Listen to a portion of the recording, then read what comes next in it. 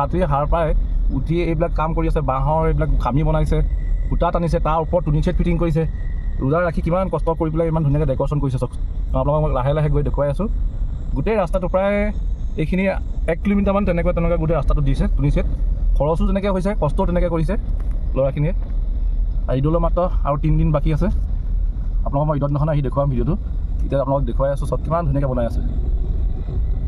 Wow, what a beautiful view.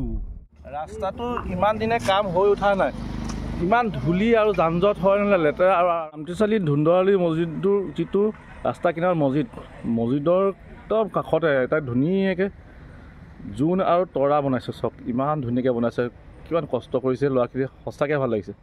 আৰু ইয়াৰ যিটো টুনি চেটৰ যিটো ৰিফ্লেক্ট পুখুৰী পানীত পৰিছে, তাৰ এতিয়া ভিউটোৱে মজা লাগিছে। আসসালামু আলাইকুম, মই আছোঁ নামদি চাৰিআলি যিটো ধুন্দৰালি জামাত, সেই জামাতৰ যিটো মছজিদ, এই মছজিদত ঈদৰ কাৰণে যিটো জাক জমকতা কৰি আছে, তাৰে অলপ ভিডিঅ' আপোনালোকক দেখুৱাওঁ। তো চাই থকা ভিডিঅ'টো শেষলৈকে নিশ্চয় ভাল পাব। এইটো চামগুৰি আমগুৰি ফালৰ পৰা নাজিৰালৈ যিটো অহা ৰাস্তা, সেইটো ৰাস্তা। এই ৰাস্তাটোৰ কিনাৰত যিটো মছজিদ আছে, এইটো ধুন্দৰালি মছজিদ। এই মছজিদত ভাইসকলে ইমান ধুনীয়াকৈ ৰাস্তা কিনাৰতে থকা যিটো পুখুৰী আছে, পুখুৰীটোতে এটা ধুনীয়া ষ্টাৰ আৰু মূল বনাইছে।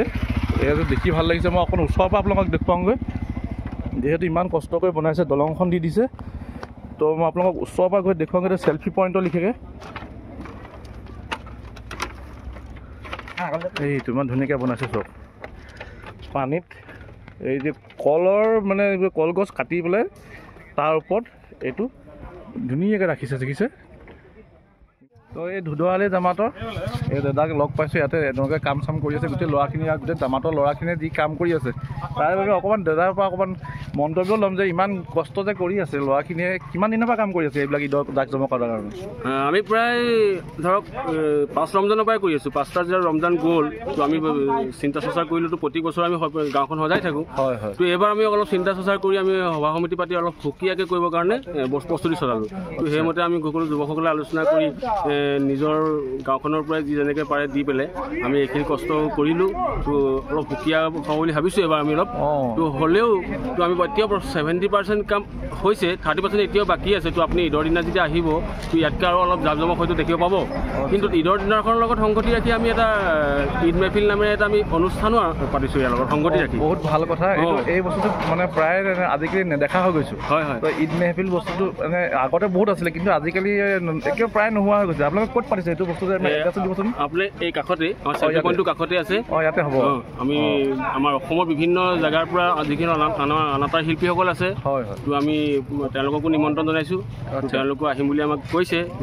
আপোনাৰ শিমলুগুৰিৰ পৰাও আহিব, আমাৰ বলিয়াঘাটৰ, আমাৰ জেঙনিকটীয়া, কিন্তু প্ৰায় আমাৰ মানে হিন্দু ধৰ্মৰ লোকসকলে আমাক অংশগ্ৰহণ কৰিব। যিসকল হিন্দু ধৰ্ম আছে, হিন্দু ধৰ্মৰ লোকসকলেও আমাৰ লগত সহযোগ কৰিছে। আৰু তেওঁলোকেও সেই ঈদ মেহফিলৰ দিনাখন আমাক আহি তেওঁলোকেও জিকিৰ প্ৰদৰ্শন কৰিব। বহুত ভাল কথা, এটা বহুত মানে সুন্দৰ কথা, ভাল লাগিলে শুনি পেলাই। তো আপোনালোক আহিব। আৰু এটা কথা সুধিব বিচাৰিবি, এই ল'ৰাখিনি মানে অকল দিনত কাম কৰে নে ৰাতি কাম কৰে? অকল ৰোজা মাহ যিহেতু ইমান কষ্টকৰ মাহ, ৰোজা ৰাখি মানুহে ইমান কষ্ট এটা কাম কৰিবলৈ সক্ষম নহয়। তো ভাবিছোঁ মানে ইমান কষ্ট যে কৰিছে, মানে দিনতে কৰে নে অকল ৰাতিহে কৰে? প্ৰায় ৰাতি কৰে, কিন্তু কেতিয়াবা ধৰক দিনতো কৰে। প্ৰায় 2মান বজাৰ পৰা আমাৰ ইফতাৰৰ আগলৈকেও কৰে, প্ৰায় ৰাতি কৰে, আমাৰ চেহেৰিলৈকে কৰে কাম। বহু কষ্ট কৰিছে ল'ৰাখিনি।